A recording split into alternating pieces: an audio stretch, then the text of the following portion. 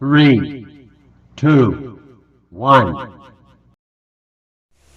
Assalamualaikum warahmatullahi wabarakatuh.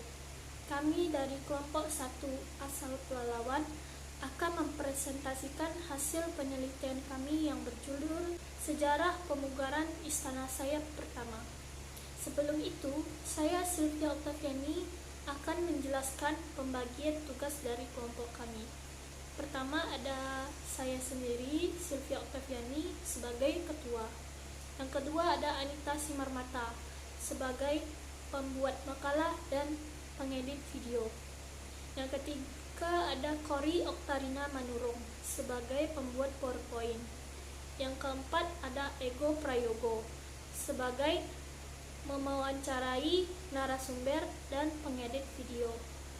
Yang kelima ada Intan Maharani sebagai pembuat makalah. Yang keenam ada Nori Ramadayani sebagai pembuat PowerPoint. Yang ketujuh ada Selvi Setiawati sebagai dokumentasi. Baiklah, saya akan menyampaikan mengenai sejarah Istana Sayap Pelalawan.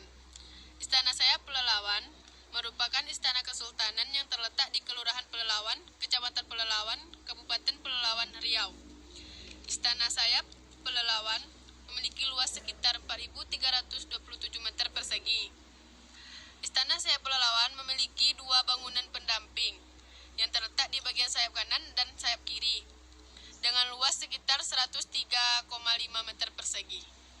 Saya akan menjelaskan mengenai sejarah Istana Sayap.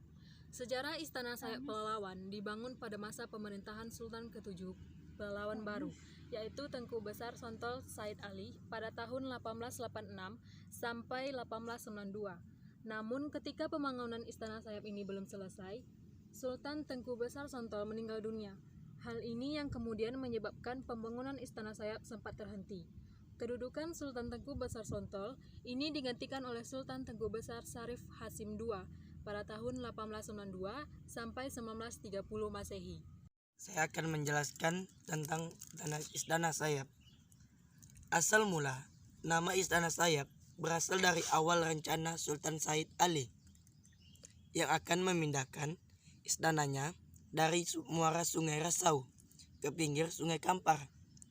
Karena hal tersebut, Istana Sayap ini awalnya bernama Istana Ujung Pantai.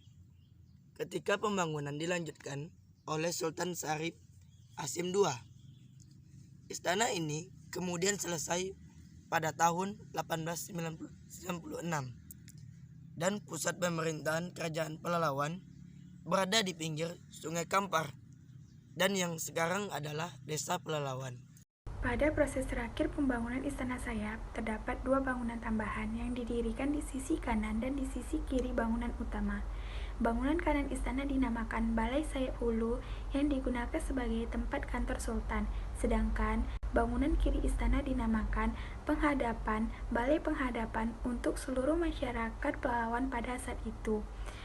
Bangunan sayap kanan dan sayap kiri inilah yang membuat istana seperti memiliki sayap, dan kemudian lambat laun istana ini disebut sebagai Istana Sayap hingga saat ini. Materi selanjutnya mengenai pemugaran pertama Istana Sayap.